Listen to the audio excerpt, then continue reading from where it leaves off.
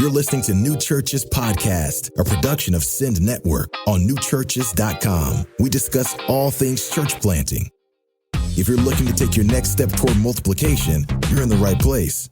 Newchurches.com provides relevant and reliable resources for church planters, church multipliers, and disciple makers. Our growing library features pastors, planters, and church leaders like Ed Stetzer, David Platt, Trillia Newbell, Christine Hoover, Dahadi Lewis, Trevin Wax, and many others.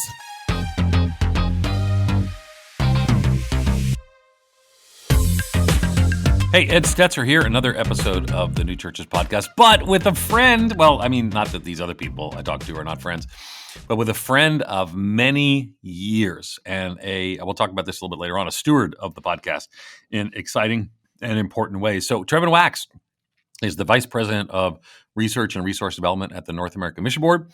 He's a visiting professor. I guess you visit a lot of places, but when you and I are going to Oxford in May to teach, you're teaching with me at Wycliffe Hall at Oxford. And what's the school that I serve as the dean at, Trevin Wax?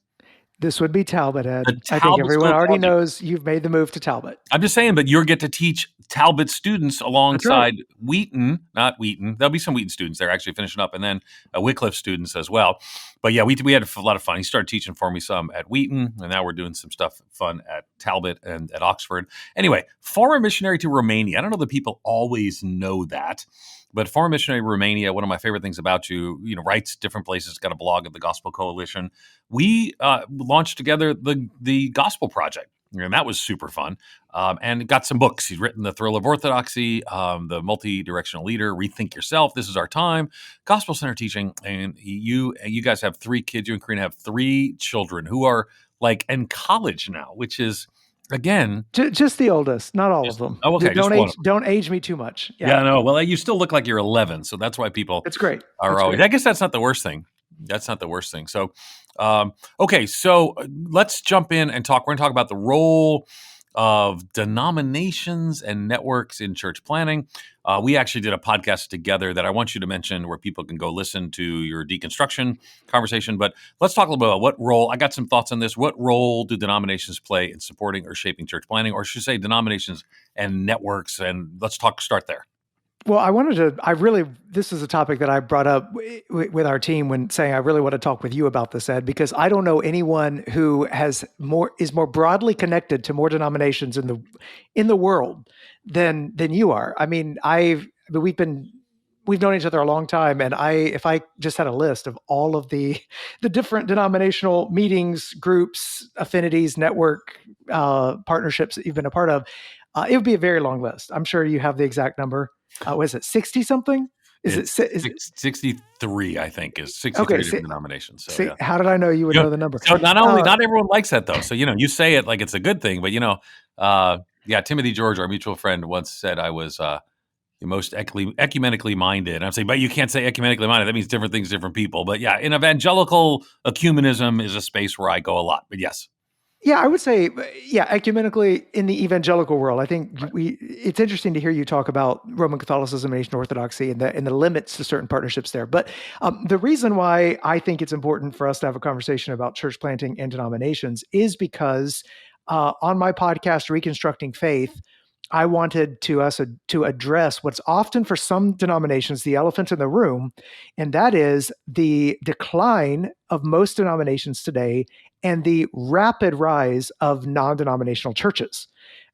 You could see it in the stats from the last 20 years. I mean, it's really stunning. It's one of the more underreported aspects of religious demographic shift in the last 20 years.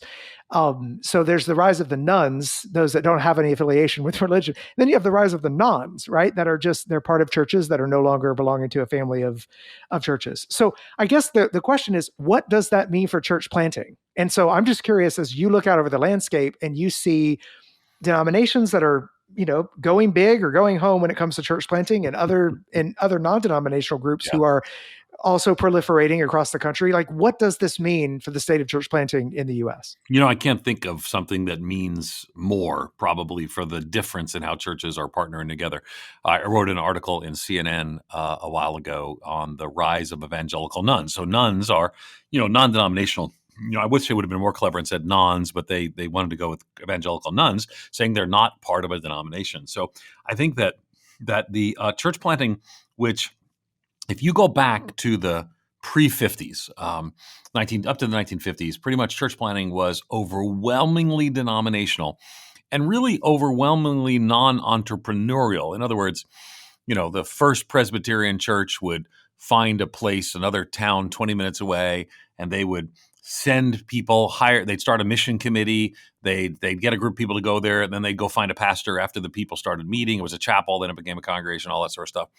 Well, everything changed in the 80s, and it changed with the rise of really what were, non-denominational. Saddleback at that time was affiliated with the denomination. Willow Creek was not, but people began to just kind of they kind of began to partner together based on their affinity, the way they do church, more than their theological distinctives. So, a Methodist church that was purpose-driven would have more in common with the Presbyterian church that was purpose-driven than someone in their own denomination. So, but they didn't leave their denominations then in the 80s. But eventually, by the time the mid-80s, all of a sudden, just you can see this tick up in the General Social Survey. If you use the REL-TRAD, which is the sorting mechanism of that. And I'll tell you a very nerd fact. If you've ever looked at the General Social Survey and you've looked at the percent of evangelicals, and you'll notice that it explodes in the mid 80s and goes forward here. The code was actually broken in about 15 years ago. I forget the exact, it might have been 10 years ago. And Ryan Burge and our team discovered it at Lifeway Research. Ryan Burge and I wrote an article in I think it's the Cambridge-hosted Journal of Religion and Politics that actually basically said that everyone who did their research on this using the REL-TRAD and the General Social Survey used broken code, including Ryan in his PhD dissertation. And because you know what it left out? Non-denominational evangelicals. So it had to be like recreated, but it was so like a small thing that people didn't think about it. Today, depending on what tool you use, it's a third, and that's a lot of people. So what's kind of taken the place as non-denominational sort of becomes the emerging kind of reality, what took place was networks of those churches. Because here's the thing. If churches are going to do church planting and global missions, they're going to do it together. So if denominations are on the decline, they just create networks, which, by the way, almost all denominations were once networks. And so the cycle sort of continues. But right now, it in some ways, they were very freeing. I mean, if you look at most scholars of American Christianity, they would say that the rise of non-denominationalism let loose entrepreneurial leaders to do all kinds of entrepreneurial things. And a lot of that's good. Not all of it, but a lot of that's good.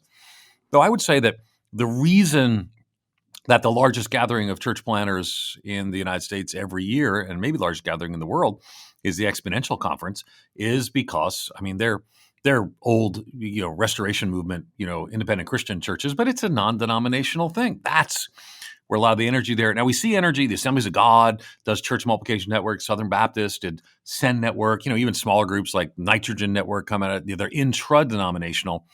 But a lot of the energy went to non-denominational in the late 90s, early 2000. And then some denominations, I think, are kind of learned from that and took some of that energy back. And I think it's a good thing that all of us learn from one another.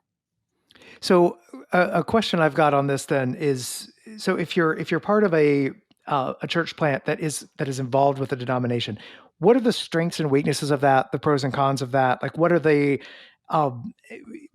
because you and I have talked about this before, institutions endure way more than I think people give them credit for. Like a lot of times we live in an institutional age that doesn't seem to value what institutions bring, because a lot of times change can be really difficult in institutions. You can lose patience. You can wonder if this is actually as effective as it once was.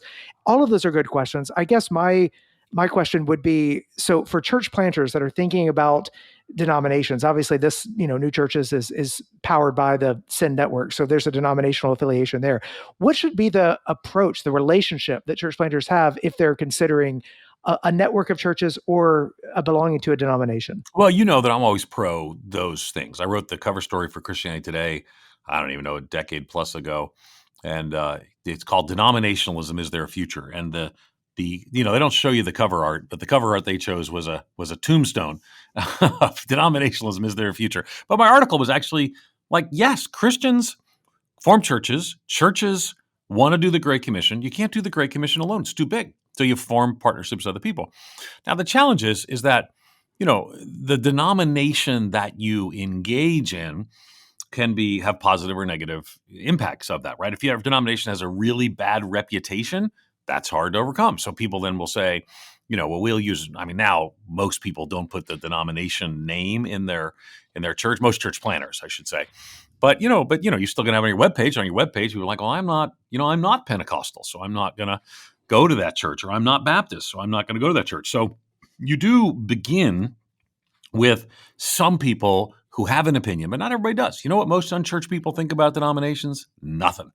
So they're not sitting around thinking that, well, I don't want to be a Presbyterian, I don't want to be a Baptist. They're just not thinking about it.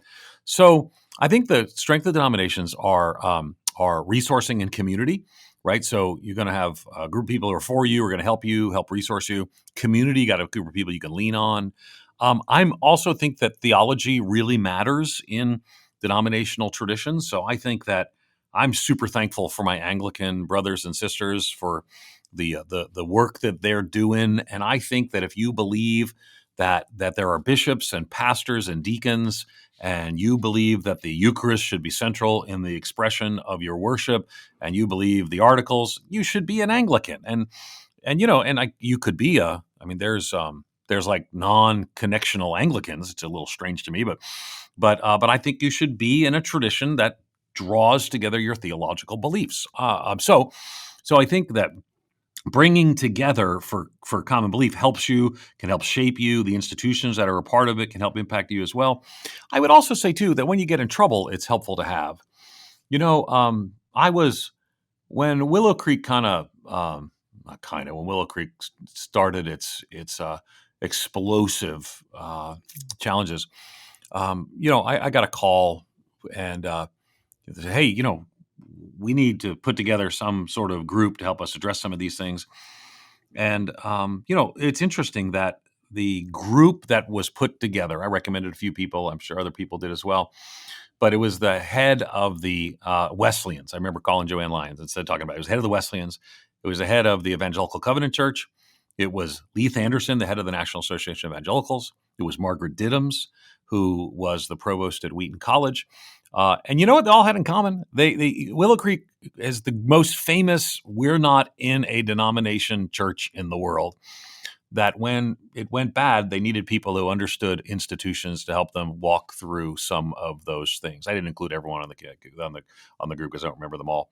But so I do think that denominations sometimes are most needed when the difficult times come. Now, of course, church planners never think they're going to be difficult times, but invariably they do come. And you want not just a family, because you can get that like with your friends. You can have a group of people who are kind of for you, but you want somebody who can be there.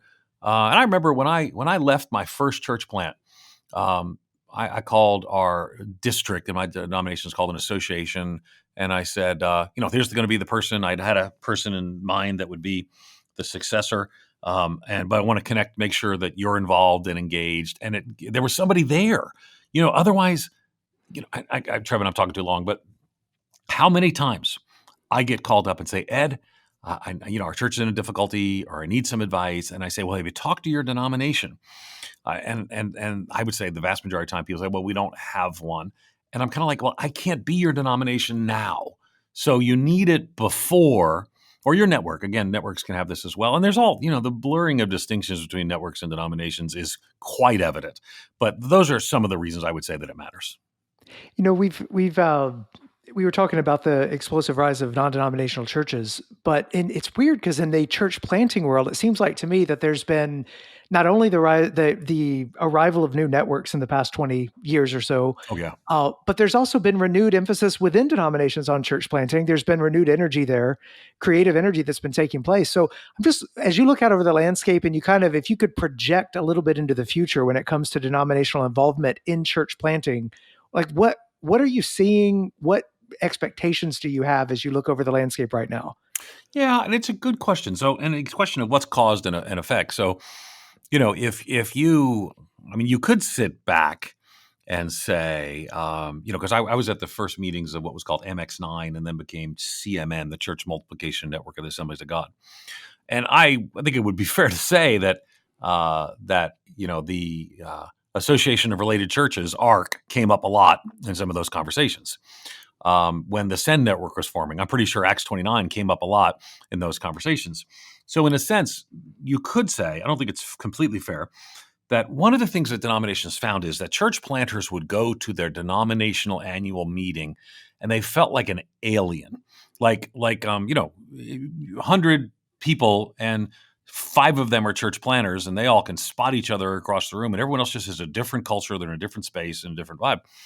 So what happened was, as these networks really exploded, people went to interdenominational networks, and then some denominations said we could create intra-denominational networks. And I think that's probably good. I mean, I think it's good. Now, I don't think that was the only reason, but I think it's fair to say when the North American Mission Board, for whom you work now, president said to me, I want you to go to Acts 29 early in the days, get involved, learn what's going on so we can learn from it. And you can speak into it, right? They were young and they need some more experience and they would listen sometimes and then sometimes they didn't. So there was, I was there when people were saying we got to learn from and we got to bottle some of whatever these networks have. But at the same time, I think institutions endure. I think if you look at the 2 big denominations church planting in America today, it's the Assemblies of God and the Southern Baptists. They're just like, the SBC is depending on how you count, 50,000-ish churches. The Assemblies of God is 13,000, and everybody else is like 6 and under who's involved in church planting. So they're the 2 big ones. They're going to be doing this in 15 years. I remember I was at Catalyst one year, and a pastor whose name everybody would know, I think I was working at the North American Mission Board at that time. He said, why are you still working for a denomination when none of the other speakers even go to denominational churches? And part of why I said is that institutions endure. And if you had said, that had to be 20 years ago, if you had said 20 years ago, there'd be this resurgence of church planting focus at the Send Network, I don't think people would have believed it. I think it was inconceivable. But I would say, during that time, things like purpose-driven, I think everyone would be very familiar with it, but purpose-driven had this incredible energy. 1 out of 10 churches in America did one of the 40 Days campaigns, if I recall. And yet, I don't think people are generally thinking that way, using purpose-driven language. Still, don't misunderstand. I think Rick Warren's personal influence is still substantive, but his paradigm influence is not as influential. Whereas the Church Multiplication Network and the Send Network is still rallying, and probably even at a greater level, rallying people to church planting. So church denominations go in waves. Some things do what the writer of Hebrews says. They provoke them to love and good deeds, and then they get back engaged. I will tell you, when I was in the church planting team of the North American Mission Board, church planting was one of a few things on a shelf that I don't think we did particularly aggressively, and in some ways, people didn't look to us for advice and counsel. I think that's changed a lot, and I think partly that's because of the shift, sometimes provoked by denominations, sometimes just every once in a while, denomination need to say, all right, how do we think again about church planting and missions? And I think that's a good thing. I want to go back to something you said at the beginning. I know we've got to wrap it up here, but or not at the beginning, but just a little while ago, you talked about one of the challenges that some church planters may have felt in previous decades would be attending a denominational meeting, going to some of the meetings of places where they're receiving some funding, some level of support at some level, or encouragement through the churches that belong to a denomination that are helping a church get started. And you said they felt out of place, like they didn't necessarily relate to a lot of people, or they didn't know a lot of people, or they needed to spot the other church planters in the room. How would you counsel a church planter who is listening to this and they're thankful for the denominational support, for the investment that they've had from a ascending church that belongs to a family of churches, and maybe they've come right out of that church or from a couple of churches that are supporting them, but they have not really engaged the denomination or the convention or the network or the family of churches at a broader level? What wisdom or counsel would you give to them that are kind of navigating that landscape for the first time? I would say don't take money from a family you're not willing to be part of first, and I think that's important. I don't think that that's a appropriate way. No, I don't think that denominational life can be very complex. I mean, denominations have calendars of emphases. Like twice a month, you're supposed to emphasize this and that. And I would say you do not have to carry. You're planting a church, not carrying a denominational flag. You're what you're leading with is the good news of the gospel. Women and men responding by grace and through faith. So, but I would say I do think there's an important place that the denominations get frustrating to people because they end up reflecting a group of people who show up. Decisions are made by people who show up. And I think that, when I think about how church planting at the pace of some of those, larger denominations, it's, like I couldn't say this about the LCMS because the pace is much slower, but let's throw in there Converge. Let's throw in there the Wesleyans at Indiana, out of Indiana denomination. Let's throw in there, the Church of God Cleveland. The pace of some of those denominations of planting means that in 30, 40 years, their whole denomination could be reshaped by the plants.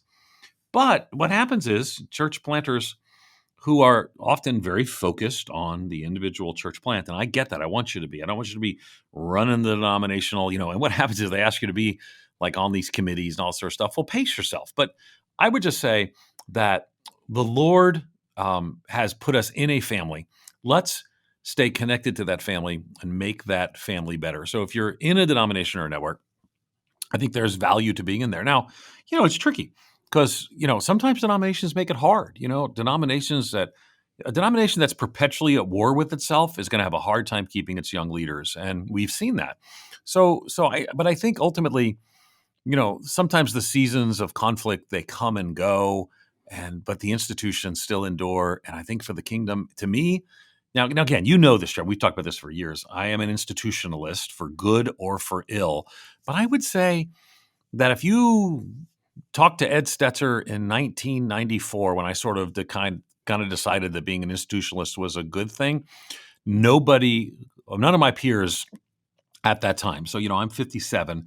So you got to look at people, maybe from 40 to 60 today, or maybe 40, 65 today. None of my peers, not my peers, many of the people who you would know who were in that space, they just didn't necessarily value that in the same way. I think that time has proven that institutions endure, and I want to influence institutions for the good. So that's why I was at Wheaton College. That's why, I worked at the North American Mission Board. I worked at Lifeway. Wheaton, we work at Lifeway together at Wheaton College, and now the Talbot School of Theology. So at Biola University, and I think we're the fifth largest multi-denominational seminary in the world. I got over 1,000 seminary students, and I think ultimately by walking this journey with institutions that we can make a bigger difference than doing it alone. It's harder though. It's a pain, right? So like I had a meeting yesterday about moving things along in the management system. I need to get 14 people to press approvals in a day. So go on to the grad council so the grad council could do that. But we've got this amazing Talbot in Espanol program that now we got certificate. Now we're launching a master's degree program in Spanish, and we're in Southern California, and there were all these places. But here's the thing: you go slower, but you go farther when you do it in institutions. That's a good word. Well, Ed, thanks for having this conversation. And I want to thank everyone listening to the New Churches podcast. We hope that this has been a helpful conversation about the importance of institutions, denominations, networks, the way that we relate to our family of churches. Can I throw something out there at the end too? Yeah. So if you're a denominational leader and you'd like to gather with other denominational leaders, we've partnered, the Church Planting Leadership Fellowship has partnered with Exponential, and we have private meetings twice a year. And if you're interested, you can find the Facebook page, Ask to Join. It's about 100 to 150 leaders of denominations, Anglicans and Baptists and Presbyterians and non-denominational. Trevin's been there, Trevin's spoken. And what we do is we try to sharpen each other and learn from one another so we can plant those churches for the glory of God and advance His kingdom. So obviously we believe in it enough that I actually gather the leaders of those networks and denominations. So I hope if you listen this long in the podcast, just go CPLF, Church Planting Leadership Fellowship on Facebook, ask to join the private group. And if you get through, we'll see you on the Facebook page. You've been listening to the New Churches podcast, brought to you by Send Network. If you like what you heard, take a few minutes to rate and review us or share this episode with a friend. It's the best way to show your support. To find more reliable resources to start your new church well, visit newchurches.com.